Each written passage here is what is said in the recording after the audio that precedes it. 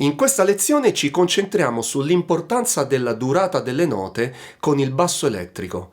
A questa lezione è collegato un approfondimento sui timbri che si possono ottenere dal basso elettrico.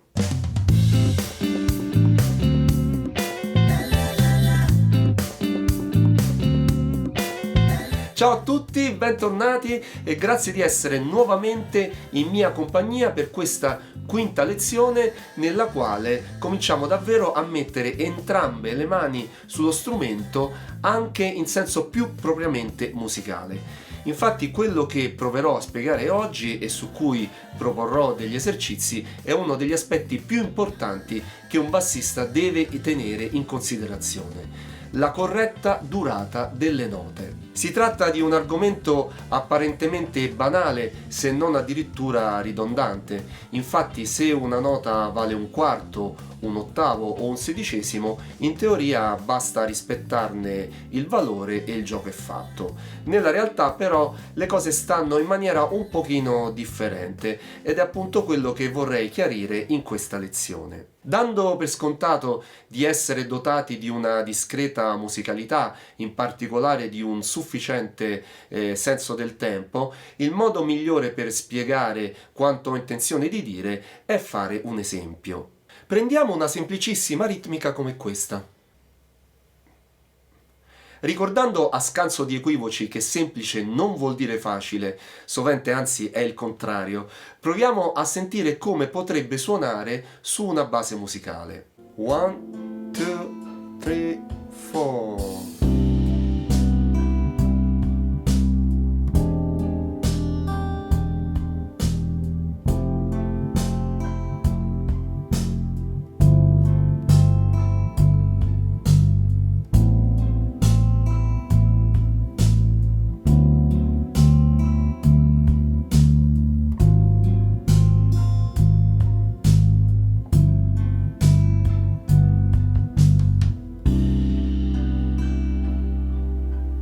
Benissimo, apriamo ora una piccola parentesi per presentare tre nuovi elementi che ancora non conosciamo.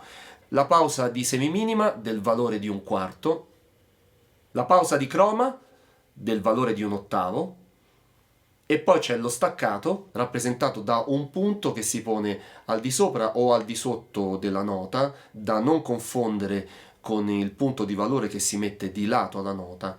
Il punto che rappresenta lo staccato fa sì che la nota valga la metà del proprio valore nominale. Perché presentare ora questi nuovi elementi? Perché scrivere in questo modo equivale a scrivere in quest'altro, cioè questi due modi si equivalgono e ci servono per proseguire i nostri esempi musicali. Infatti adesso suoneremo nuovamente la linea, però utilizzando lo staccato, dunque ogni nota durerà esattamente la metà. Andiamo a sentire come suona. 1, 2, 3, 4.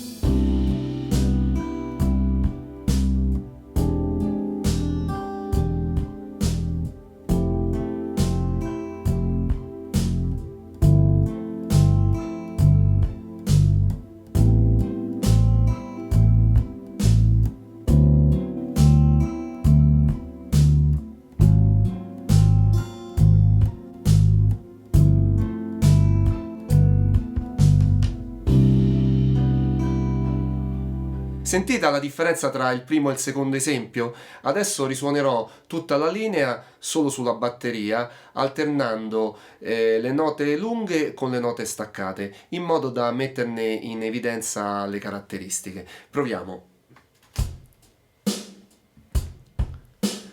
1, 2, 3, note lunghe.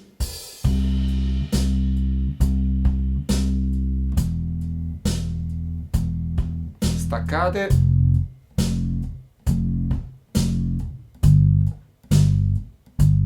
Lunghe.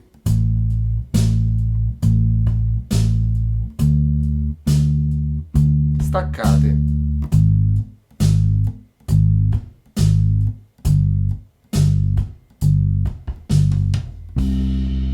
La differenza che maggiormente si coglie è che nel secondo caso sembra esserci maggior movimento, maggiore vivacità, Ma com'è possibile questo?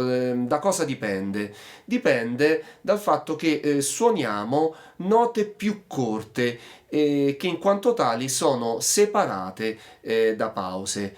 Dunque, se nel primo caso per ogni misura abbiamo quattro eventi musicali rappresentati da quattro note del valore di un quarto, nel secondo caso abbiamo 8 eventi musicali, cioè il doppio, rappresentati da 4 note del valore di un ottavo alternate a 4 pause dello stesso valore. E dunque sarà proprio questa maggiore quantità di eventi musicali a conferire maggiore vitalità alla nostra linea di basso e probabilmente anche a tutto l'arrangiamento del nostro brano. Attenzione però, questo non significa necessariamente che più eventi aggiungeremo ai nostri arrangiamenti, più la nostra musica acquisterà vitalità.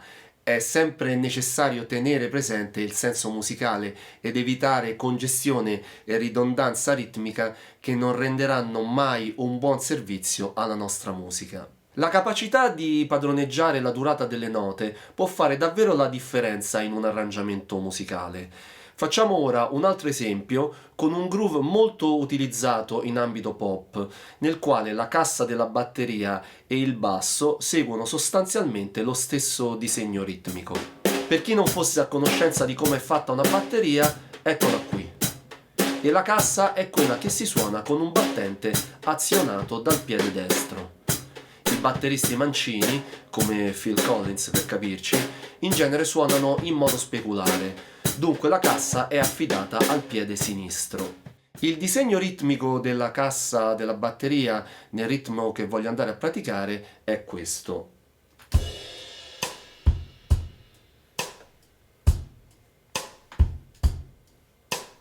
Ed è ricalcato fedelmente dalla linea del basso. 3, 4.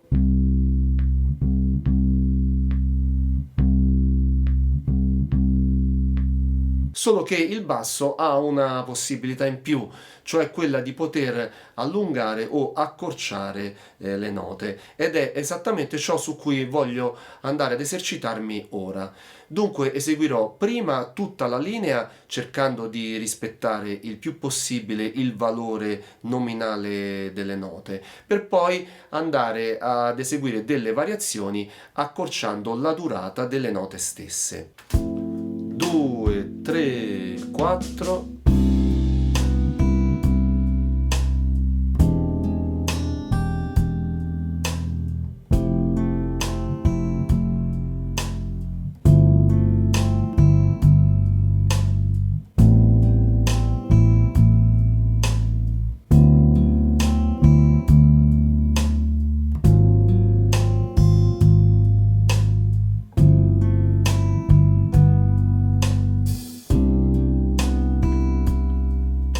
Come forse avete avuto modo di notare, suonare rispettando il valore nominale delle note, cioè il loro valore matematico, rende tutto un po' piatto, probabilmente perché la totale assenza di pause tra le note tende a togliere respiro alla musica. Dunque ora suonerò nuovamente tutta la linea, inserendo qualche pausa.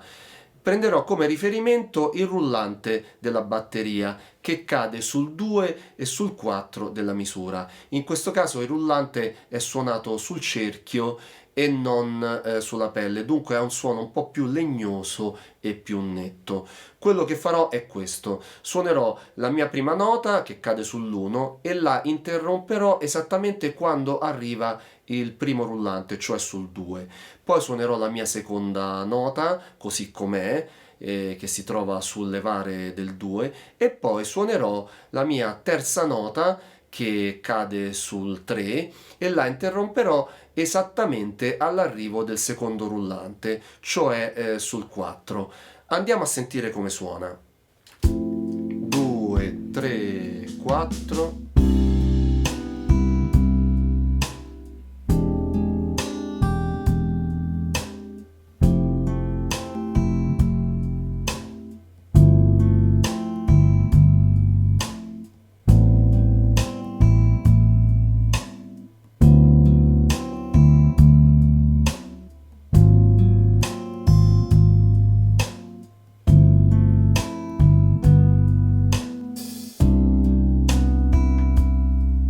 Ecco, questa potrebbe già essere una buona scelta per dare respiro alla nostra linea di basso. Tuttavia, trovandoci in studio di registrazione, un arrangiatore potrebbe trovare questa nostra scelta forse un po' eccessiva, in quanto l'ultimo quarto della misura rimane totalmente vuoto, creando un contrasto forse eccessivo tra pieni e vuoti. Per risolvere questo contrasto potremmo semplicemente prolungare l'ultima nota. Dunque, anziché interromperla all'arrivo del secondo rullante, cioè sul 4, potremmo semplicemente prolungarla di un ottavo. Proviamo a farlo e sentiamo come suona. 3, 4.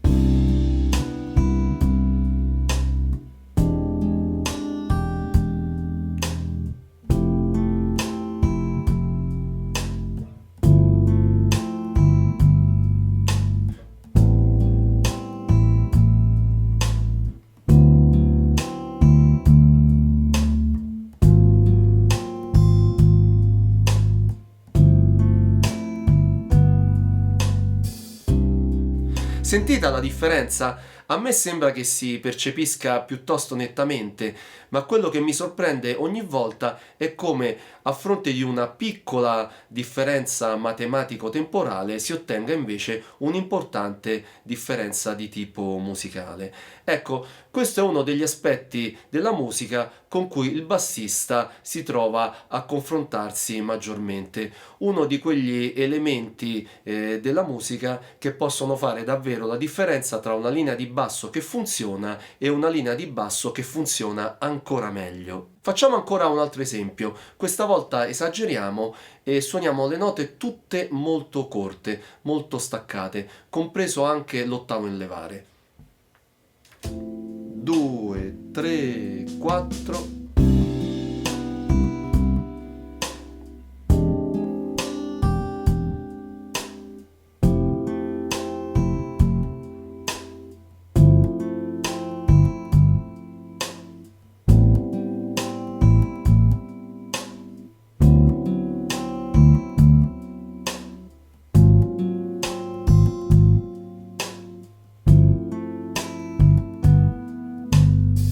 Dunque, concludendo, possiamo dire che imparare a padroneggiare la durata delle note con il basso è uno degli aspetti più importanti per molteplici motivi e vorrei dirne almeno due. Il primo riguarda la situazione in studio di registrazione quando lavoriamo su commissione. Infatti, tipicamente in questo contesto ci viene indicato un andamento ritmico la cui interpretazione, ivi compresa la durata delle note, sta a noi e dovremo essere così bravi e sensibili da effettuare quelle scelte che siano più funzionali possibile al brano che stiamo registrando.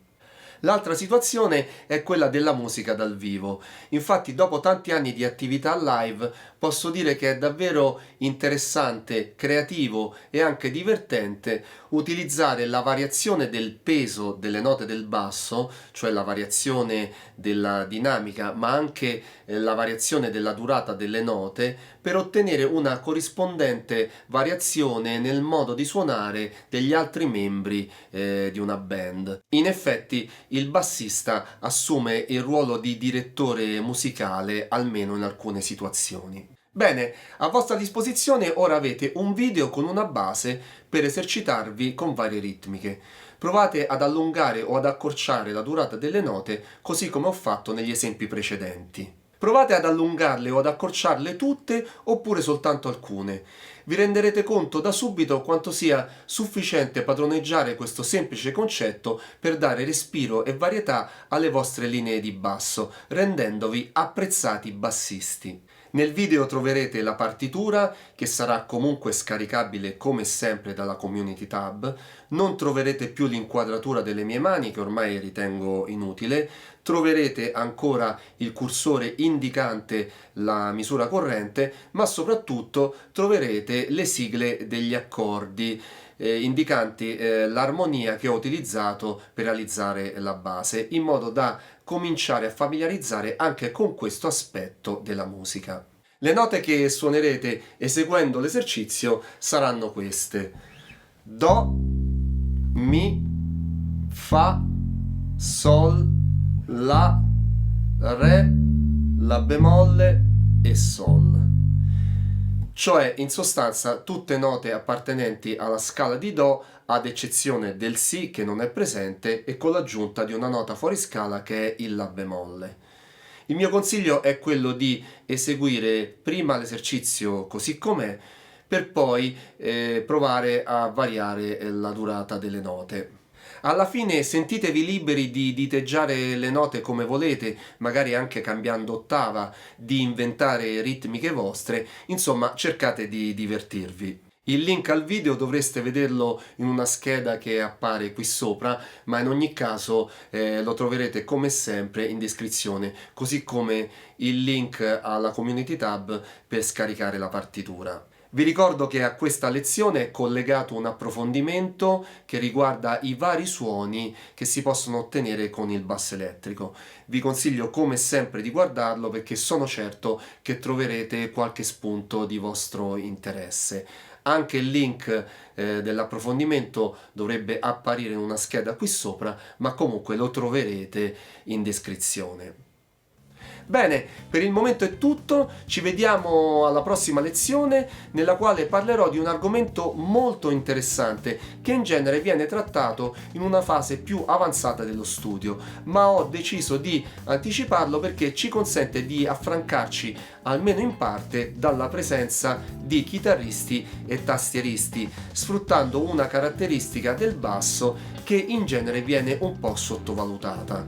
Dunque ci vediamo alla prossima lezione, non mancate, intanto vi ringrazio per aver visto questa fino alla fine. A presto, ciao ciao!